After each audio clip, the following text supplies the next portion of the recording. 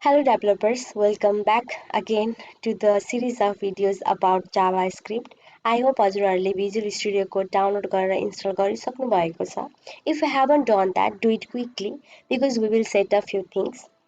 After installing Visual Studio Code, there are two extensions I recommend you to install which will make easy in your coding. Let's get into the video. So सुरुमा चाहिँ Visual Studio Code open गर्नुस्. So this is the welcome interface of Visual Studio Code. हजुरको left side मा there are few things. त्यहाँ चाहिँ extension छ. Click on that and search for live server. I have already installed त्यही भएर I will not do anything to this. यसले चाहिँ हाम्रो डेभलपमेन्टलाई लोकली रिलोड गर्छ. हामी हाम्रो वर्कलाई लाइभली हेर्न सक्छौं. सो अर्को एक्सटेन्सन भनेको चाहिँ JavaScript ES6 कोड स्निपेट्स. यसलाई पनि हजुरहरूले इन्स्टल गर्नुहोस्. अब यसले कसरी वर्क गर्छ, यो इन्स्टल गरेर के फाइदा हुन्छ, कस्तो फिचर्सहरु छ, I will show you in this video. So we will create a folder first. JavaScript tutorial भनेर I recommend you to create the folder as well because जति पनि टास्कहरु हामी यो भिडियोमा गर्ने छौं त्यो चाहिँ एउटा पर्टिकुलर फोल्डरमा गएर सेभ हुन्छ. So it will be easy for us and open this folder on your Visual Studio Code.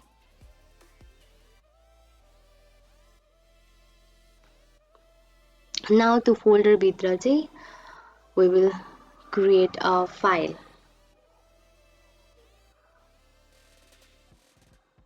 Like this, एउटा HTML file index.html.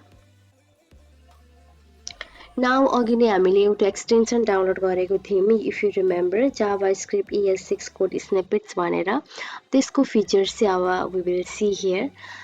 यो HTML फाइलमा मैले just exclamatory टाइप गरेर I click on that अनि एउटा HTML को basic format चाहिँ already यहाँ आइसकेको छ. See how easy it makes. The extension made it for us. We'll install that.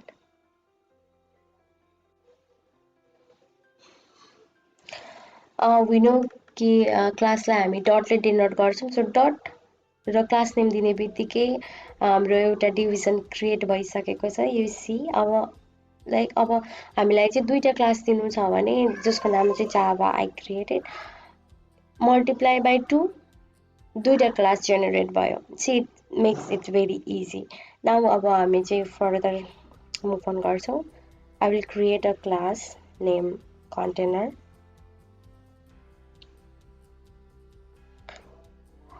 Let me write few things. I am a web developer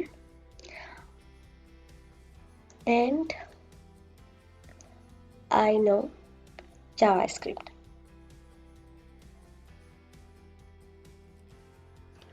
So now let's run it in live server.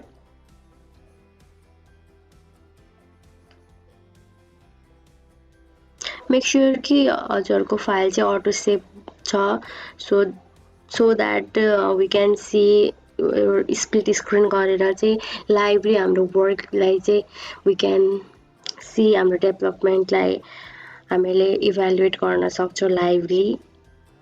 So whatever I will make changes, it's instantly save भएर यतापटि load भइसक्छ.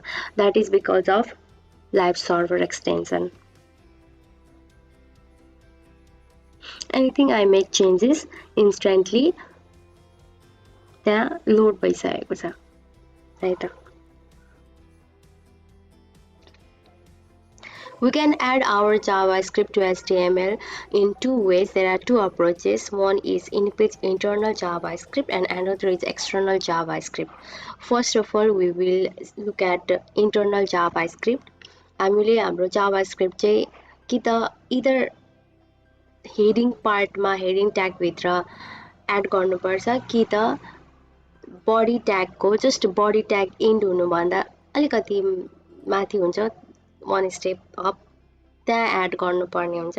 So there are reason for this. We will talk that later. जावास्क्रिप्टमा जे लेख्दा पनि एउटा particular command हुन्छ first command document dot write छ so document dot write command use गरेर you can print any string anything you want document dot write and you can use it you have to write inside either double quotation or single quotation. I will write here hello developers and end it with semicolon. It denotes that हाम्रो statement complete भइसकेको छ. So you can see load गर्दा फेरि अब चाहिँ हामी जावास्क्रिप्टलाई body ट्यागभित्र लेखेर try गरौँ. सो के हुन्छ भन्दाखेरि हेडिङमा जावास्क्रिप्ट लेखेको छ भने चाहिँ सुरुमा जावास्क्रिप्ट लोड हुन्छ एन्ड देन हाम्रो एचटिएमएल बट इफ हामीले बडीमा लेखेको छौँ हाम्रो जावास्क्रिप्टको कोड भने हाम्रो सुरुमा एचटिएमएल लोड हुन्छ एन्ड देन बल्ल जावास्क्रिप्ट लोड हुन्छ. So we will see that हाम्रो सुरुमा माथिको हाम्रो जावास्क्रिप्टको लोड भयो देन एचटिएमएलको कोड एन्ड देन हामीले बडीमा लेखेको जावास्क्रिप्ट लोड भएको छ. So another command of JavaScript is alert. I will write not available. Alert कमान्डले चाहिँ पपअप अलर्ट बक्सलाई पपअप गर्छ. सो मैले लोड गर्ने बित्तिकै त्यो अलर्ट बक्स चाहिँ पप हुन्छ. सो सी जति बेला म रिफ्रेस गर्छु अलर्ट बक्स आउँछ.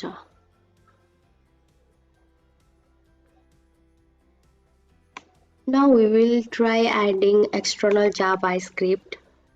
So मैले script.js भनेर एउटा जावास्क्रिप्टको फाइल क्रिएट गरेको छु. हाम्रो एक्सटेन्सन चाहिँ के हो जावास्क्रिप्टको भने .js हो. सो यहाँभित्र चाहिँ हामीले स्क्रिप्ट भनेर लेख्नु पर्दैन. डाइरेक्टली कमान्ड लेख्दा हुन्छ. डाइरेक्टली हाम्रो जावास्क्रिप्टको कमान्डहरू लेख्दा फेरि हुन्छ. So I wrote I'm external JavaScript. So अब जावास्क्रिप्टको फाइल क्रिएट गरिसकेपछि यसलाई index.html हाम्रो एचटिएमएल फाइलमा लिङ्क गर्नुपर्ने हुन्छ. So inside script provide source for JavaScript file script.js like this. Now you can see हाम्रो लिङ्क भयो. हामीले अघि जावास्क्रिप्टमा राइट गरेको कोड लोड भइसकेको छ. Now another command alert.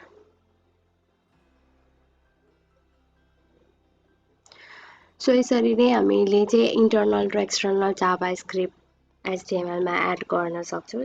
So that is for today. I will be back with another video of this series.